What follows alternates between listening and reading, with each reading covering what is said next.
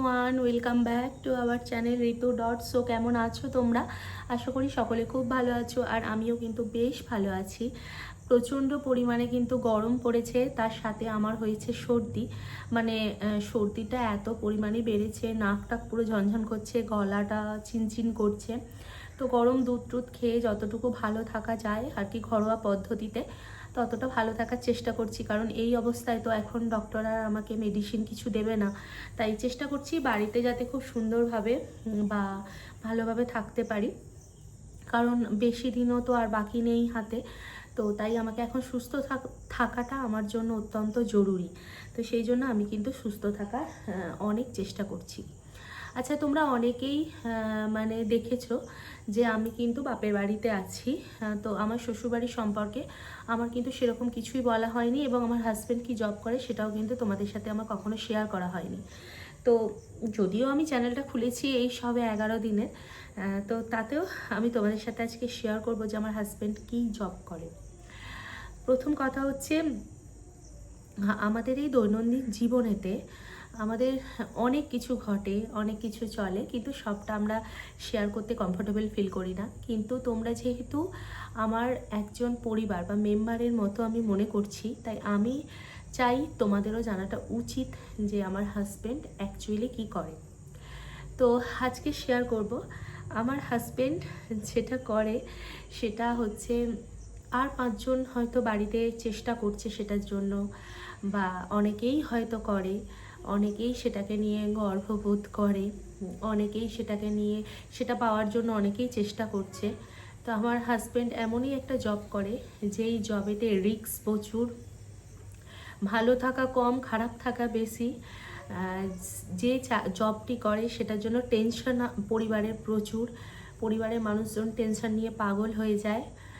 তো তারপরও জবটা খুব সম্মানজনক এবং খুবই মানে খুবই ভালো একটি জব, যেটা সবাই চাইলেও কিন্তু পায় না, অনেক চেষ্টা করেও অনেকে ব্যর্থ। তো এবার বলি, আমার হাজব্যান্ড হচ্ছে দেশের একজন সৈনিক, ফৌজিতে জব করে, আর্মি। মানে কি আর্মি সেটা কিন্তু আমি বলবো না, শুধু বলি আর্মি তো রয়েছে। এবং তার পোস্টিং এখন যে জায়গায় রয়েছে সেটা হচ্ছে অত্যন্ত খারাপ জায়গায় পোস্টিং আছে, এবং যে জায়গায় পোস্টিং আছে সেখানে রীতিমতো মারপিট, ঝগড়াঝাঁটি, অশান্তি প্রত্যেক দিনই লেগে থাকে। তার জন্য আমরা কিন্তু প্রত্যেক দিন টেনশনের মধ্যে থাকি। আর সত্যি কথা বলতে কি, আমি যেহেতু আমার শ্বশুর বাড়িতে, তো আমি একাই থাকি, মানে একা থাকি বলতে আমার শ্বশুর এবং শাশুড়ি ওনারা থাকেন গ্রামে, এবং আমি থাকি শহরের একটি ছোট্ট ফ্ল্যাটে। আমি পরবর্তীকালে যখন যাব অবশ্যই তোমাদের সাথে শেয়ার করব। তো আমার টেনশনটা কিন্তু অনেক বেশি হয়, আর যেহেতু অনেক খারাপ জায়গায় ডিউটি, অনেক খারাপ জায়গায় আর কি ডিউটি পড়েছে, চলতে হচ্ছে, তাই টেনশনটা কিন্তু আমার অত্যাধিক বেশি হয়। দেখো, দেশের ফৌজি অনেকেই রয়েছে, কারো পোস্টিং ভালো জায়গায় থাকে, কারো পোস্টিং খারাপ জায়গায় থাকে, কারো আবার হচ্ছে ডিপার্টমেন্টটা আলাদা থাকে, কারো ডিপার্টমেন্ট আবার খুব ক্রিটিক্যাল থাকে।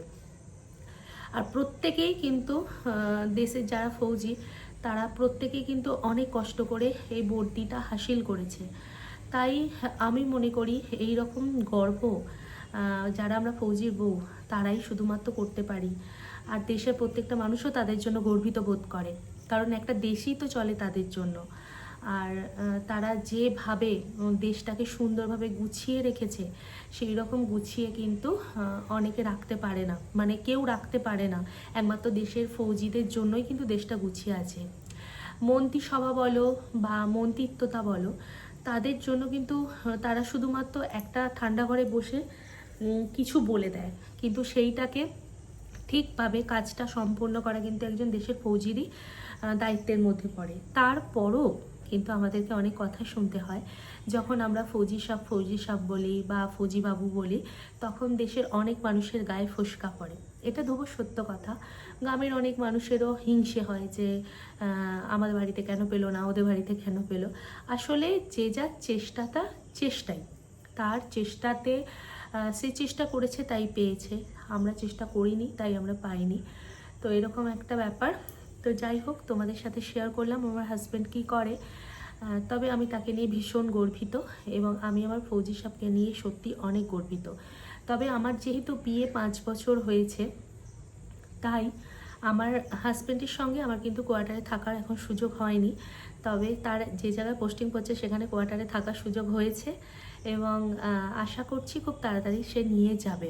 এবার কোথায় পোস্টিং করেছে সেটা আমি এখন শেয়ার করব না। তবে এখন যে জায়গায় আমার হাজব্যান্ডের পোস্টিং সেখানটা কিন্তু খুব খারাপ জায়গা, খুবই খারাপ একটা জায়গা।